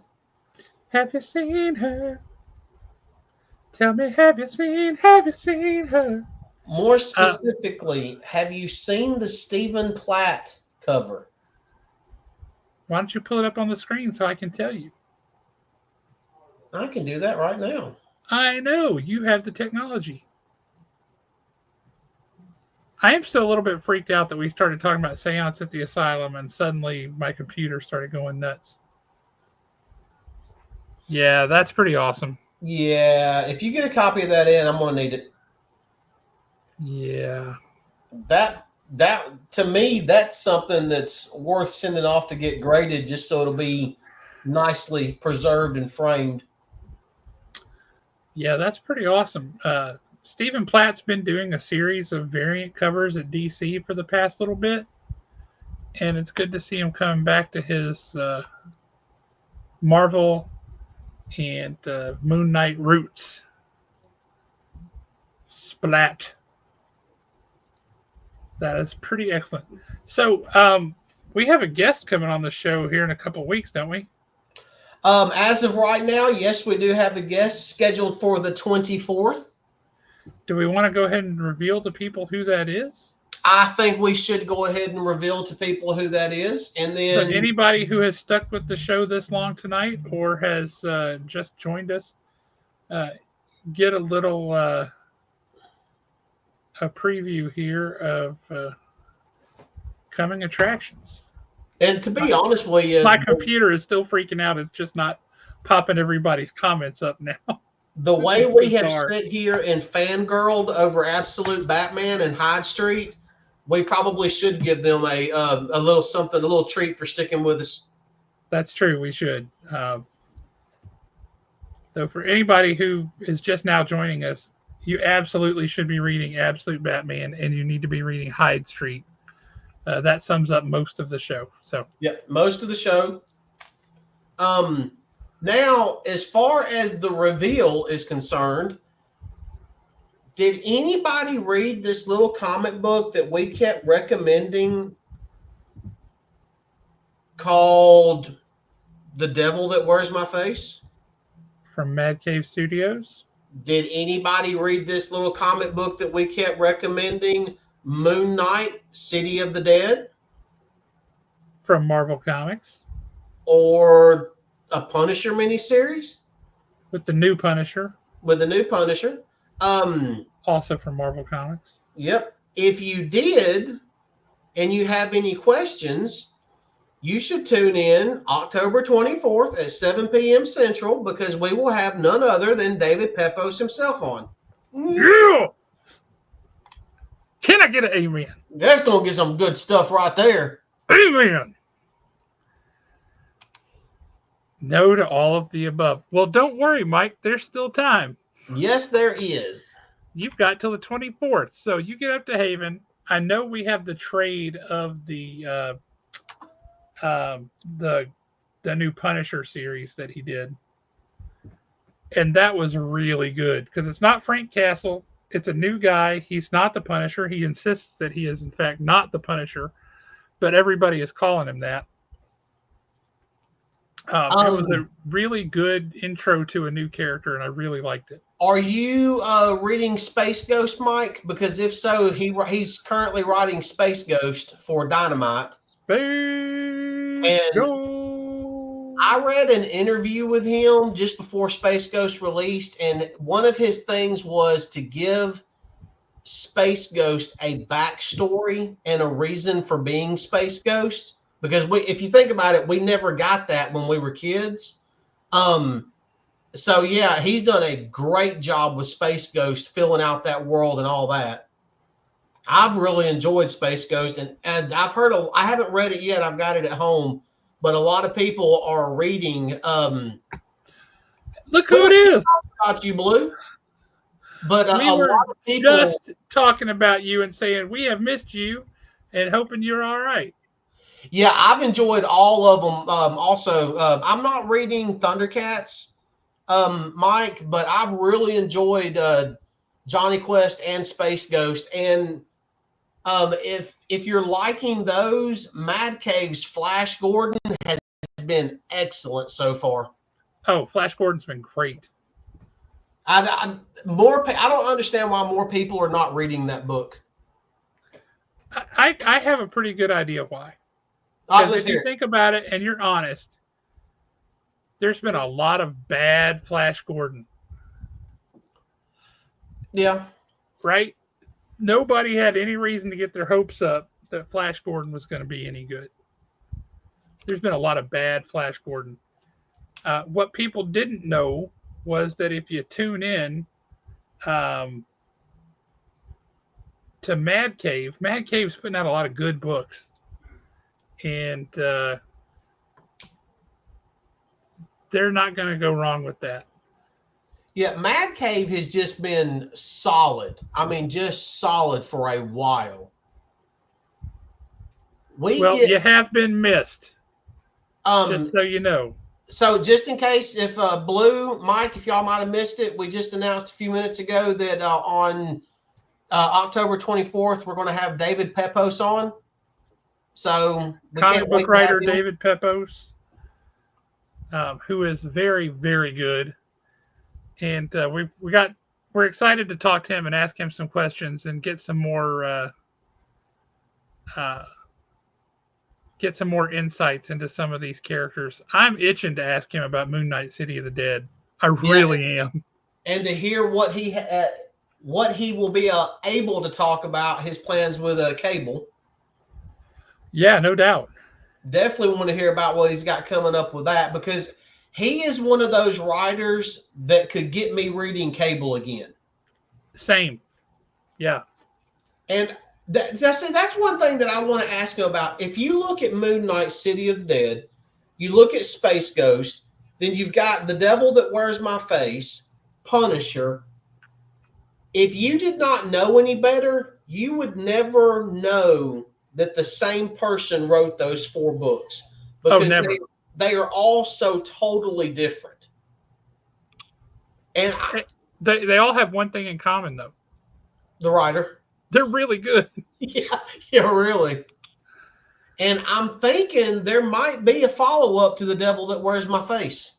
Well, there is. And I cannot wait for it. Yeah, there's already been something announced on that. We get past him, and I'm going to see if we can get Mark London back on the show. We need to, because there's been a lot of changes at Mad Cave. They've got a lot of licensed books now, including some Disney licensed books. Yep. There's a lot going on there, And also, I want to give him a little bit of grief about not picking up Mark Spears' Monsters book. Yeah, well, we can do that. He might be regretting it right now. Like, why didn't I pick that up when I had the chance? Matt, for your comment there, I have not just him. I've seen that with several writers. Yeah, a lot of writers are writing for a lot of companies. And that's used to be how it always was. You got the house writers who were just kind of tied into a certain world or whatever. But unless these people have an exclusive contract with DC or Marvel or whomever, there's nothing holding them back from writing stories for a lot of different people. Yep. I saw Jonathan Hedrick has a book coming out from Keen Spot too now. Oh, really? Yeah. And then there for a while, I think it would have been easier to say who Scott Snyder was not writing for. That's true. Because, I mean, he was, honestly, there for a little while, it was the same thing with Donny Cates. It seemed like he was everywhere. My God, I'm good looking. I was just going to say, we never use this view, but y'all tell us if you prefer this view or the one where we're smaller and you see more of our backgrounds and such. Because I have no idea. I have got to get a better camera. It ain't going to make you any prettier. It's not, but I mean, because it's hard to improve on perfection. I suppose that's true. Let me know if you ever see it. No, no. You don't like the bigger Alan? Neither do I. He really needs to lose weight. I don't like the bigger Alan.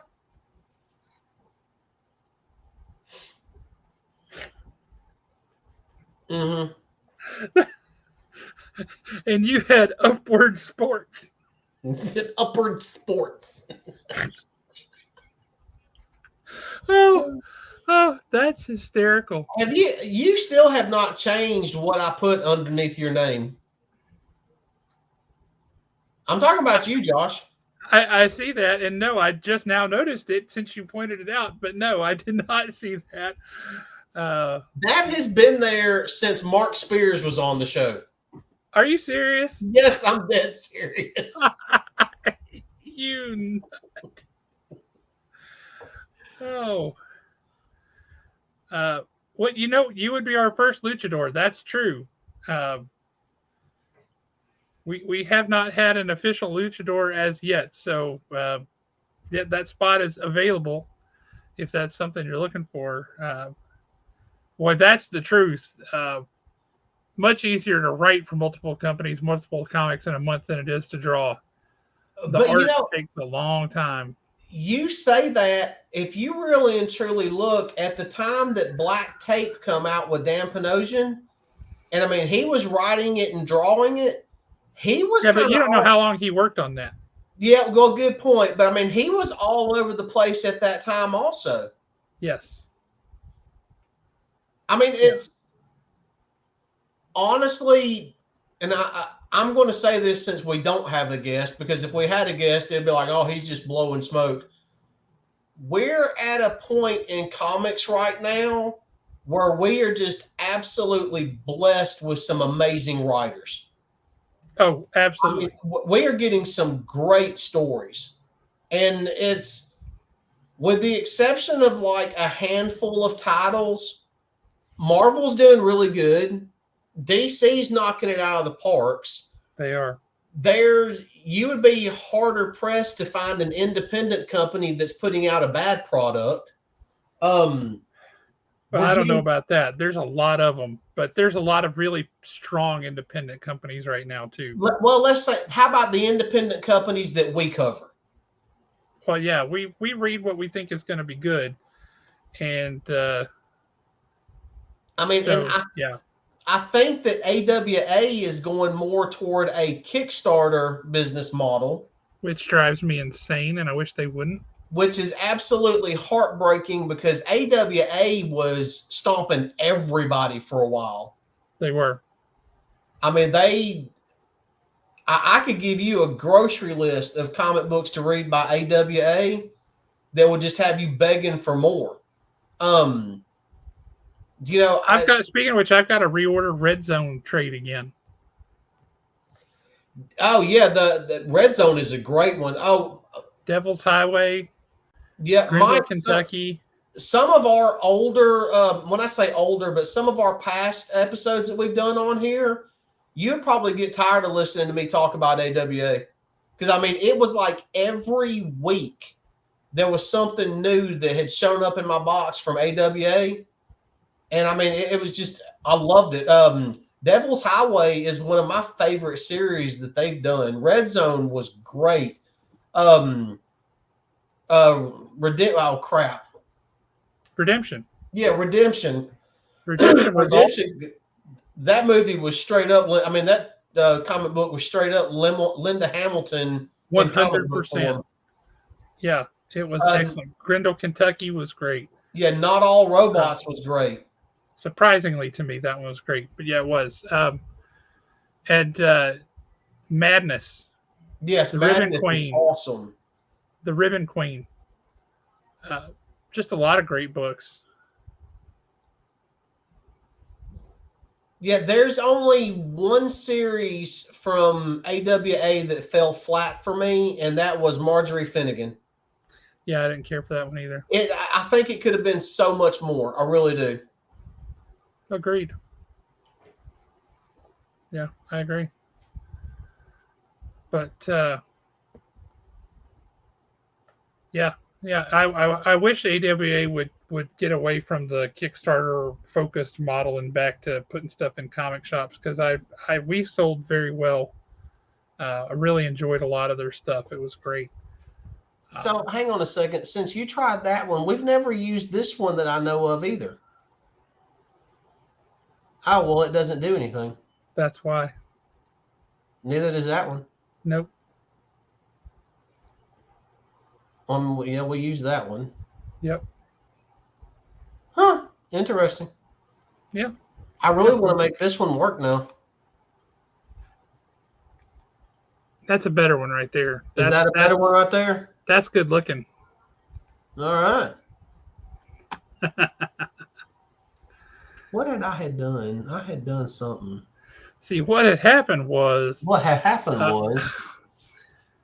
But, so what comics are you looking forward to coming out here over the next couple of weeks? You know, I had League of Comic Geeks pulled up. I mean, I know we got Destro getting ready to come out. I mean, I'm looking. Have you read Scarlet #5 yet?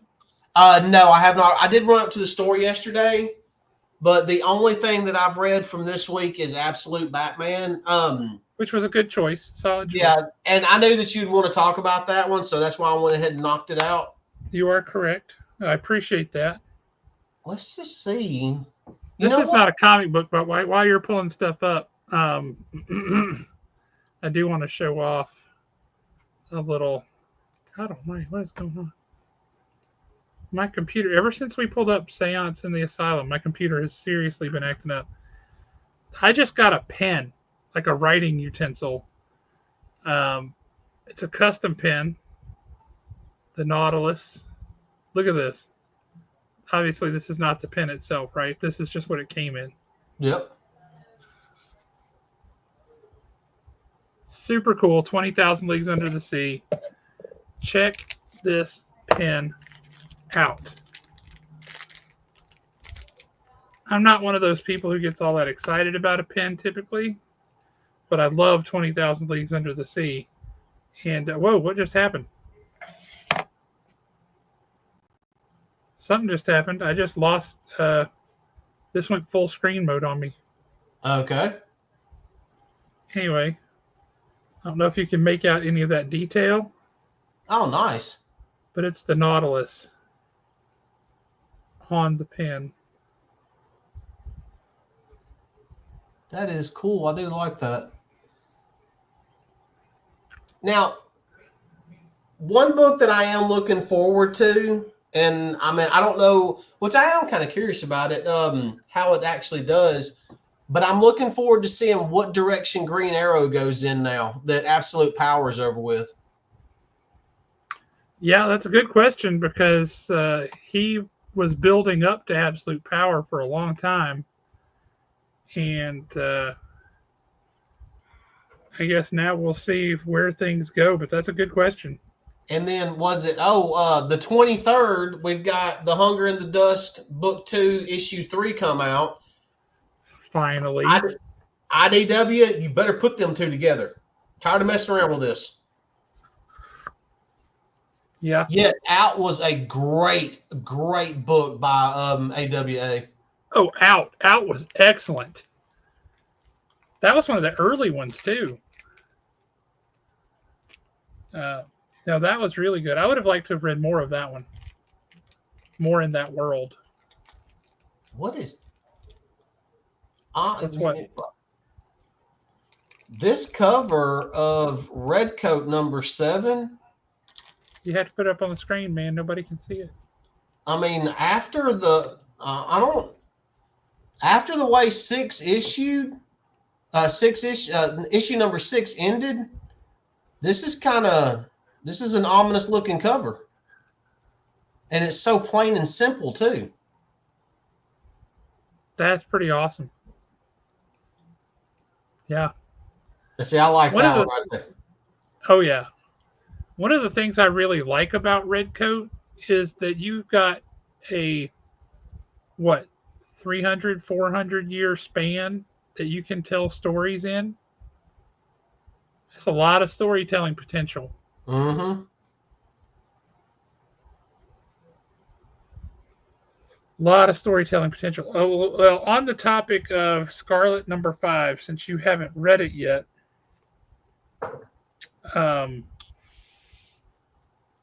it does not end how I thought it would. This is supposed to be a 5 or 6 issue series. 5. Oh. Duke was 5, Cobra Commander was 5, Destro was 5, Scarlet is 5. It does not end how I thought it would. Really? Right. So Snake Eyes doesn't bust in and save the day? No, and I wasn't expecting that. Josh Williamson said a long time ago on the retailer forum that I was on, he said they're not going to introduce Snake Eyes for a while. They want the team to gel. They want the team to be the focus, not Snake Eyes. I know, but we at least need a reference. They've danced around it plenty. Yeah. They'll get there. But no, Scarlet number 5 does not end the way I expected it to. It ends in a very cool place, and the logic behind it is very sound.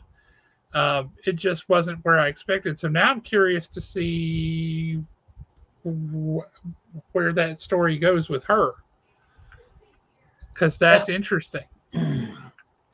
Now, I know, Bill. We were talking about that earlier.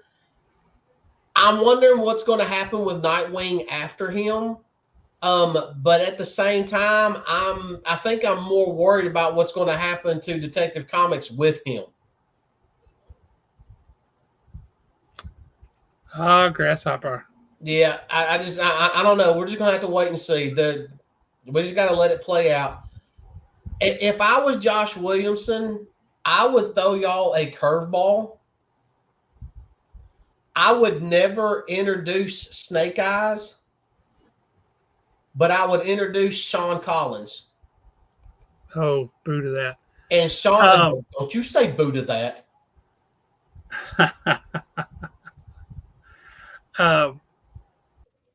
Josh is having technical difficulties right now. So the thing about Sean Collins is he is the best Snake Eyes.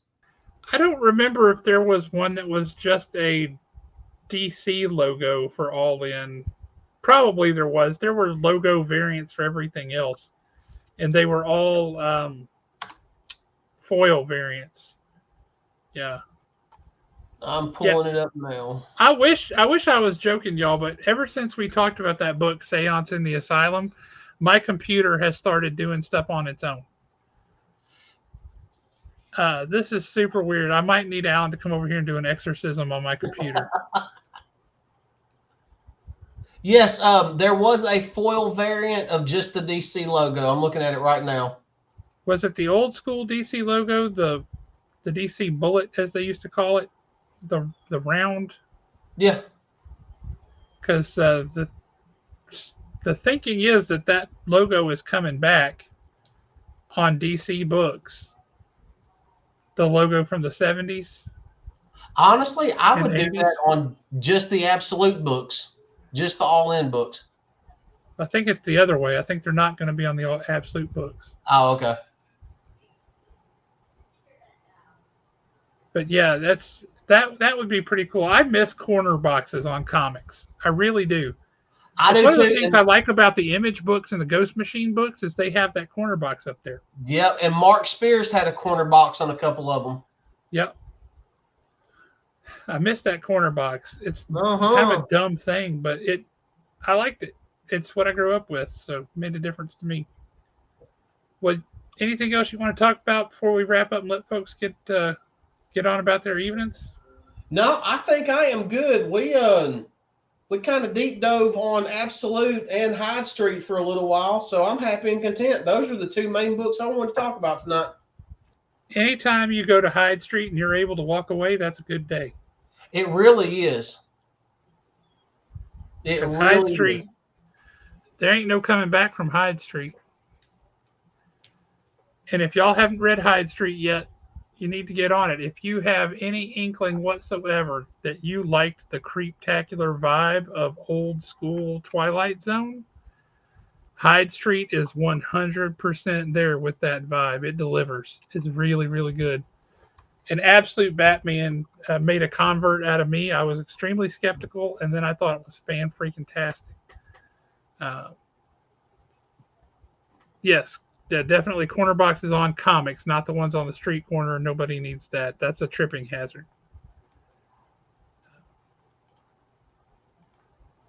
But anyway, you guys see, it's just keeping on doing this, and I'm not even anywhere near it. Do you need me to end the stream and do all the good stuff? Probably because it is not working for me. I'll just have to be on here for the rest of my life. Well, I mean... But you guys have a great night, and we'll catch y'all next week. And then the week after that, we have comic book writer David Pepose coming on. And if you're not familiar with David Pepose, you're probably familiar with some of his work. Fantastic writer, and we're really, really looking forward to talking to him. So anxiously awaiting that. And since Josh has no control of it, I'm playing this. But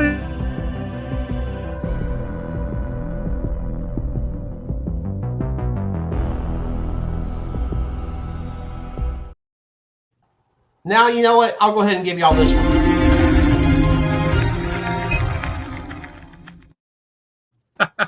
Oh, wait a minute.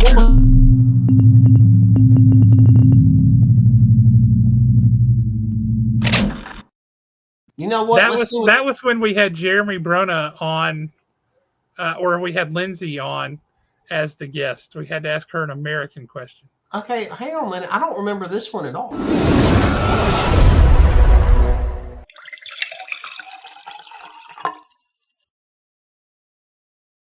It just looks a little different backstage. You know what? We've only got a couple of more. Let's just go ahead and do them.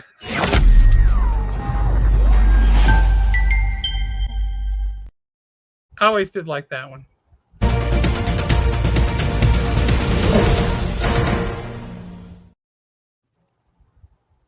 And then, you know what? Hey, the one we always leave y'all with.